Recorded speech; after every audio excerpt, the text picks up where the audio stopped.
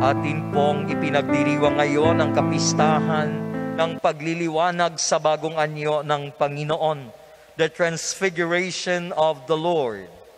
Ayon sa Katesismo ng Iglesia Katolika bilang 568, ang pagbabagong anyo ni Kristo ay walang ibang nilalayon kundi palakasin ang pananampalataya ng mga apostol sa napipintong paghihirap ng Panginoon.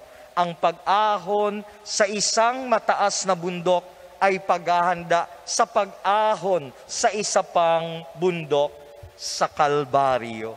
Si Kristo, ulo ng simbahan, ay nagtuturo na sa kanyang katawan ay kinapapalooban at nagmumula ang mga sakramento, ang pag-asa ng kaluwalhatian.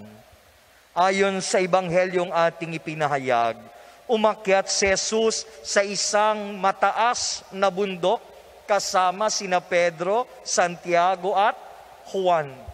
Samantalang sila'y naroon, nakita nilang nagbagong anyo si Jesus. Nagningning ang kanyang kasuotan na naging puting-puti.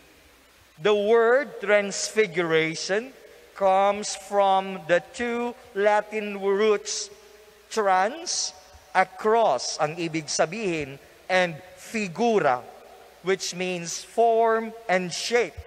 It therefore means a change of form or appearance.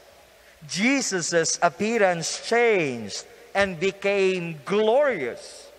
Nasaksihan ni na Pedro, Santiago at Juan ang pagluluwalhating ito ng anyo ng Panginoong Jesus.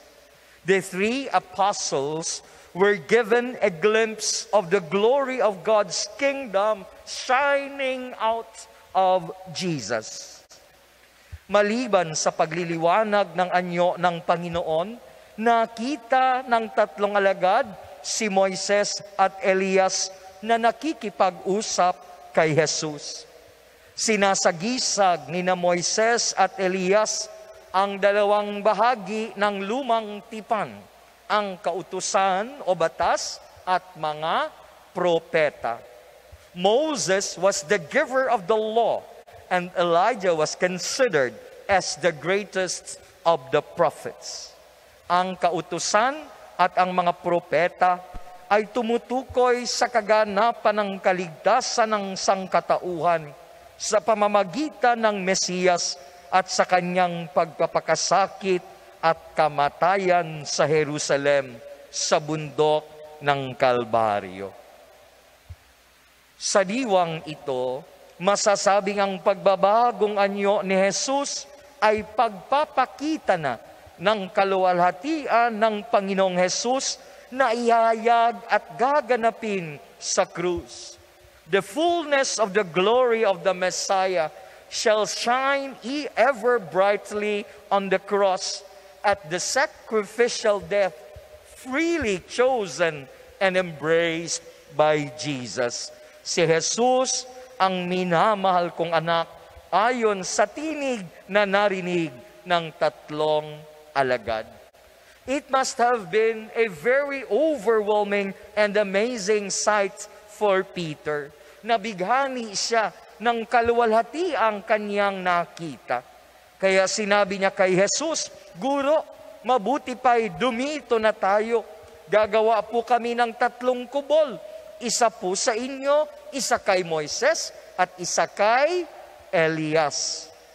Kung ating babasahin ang bahagi ng Ebanghelyo, ayon kay San Marcos, bago ang salaysay tungkol sa pagbabagong anyo ni Jesus, ipinapahayag doon ni Jesus sa kanyang mga alagad ang napipintong pagpapakasakit at pagkamatay, na ang anak ng tao ay kailangang magdanas ng matinding hirap.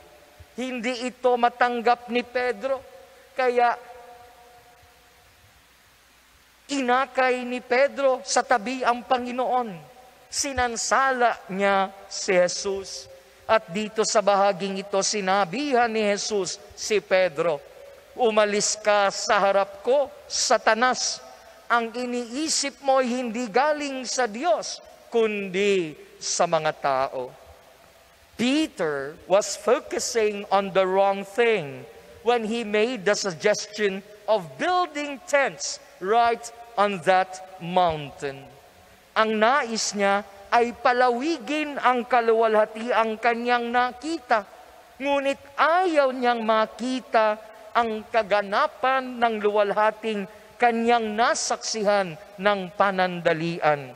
At iyon ay nasa pagpapakasakit at pagkamatay sa sakripisyong aakuin ng Panginoong Hesus sa Jerusalem, sa isa pang bundok, ang bundok ng Kalbaryo.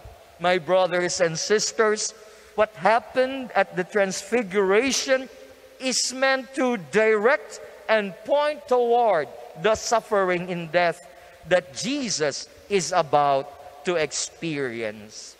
Kung ano pa man po ang kinatatakutan at bumabagabag sa kalooban ni Pedro at ng kanyang mga kasamang alagad, nilalayo ng pagbabagong anyo ni Jesus na palakasin at patibayin ang kanilang kalooban, ang kanilang pananalig at pananampalataya.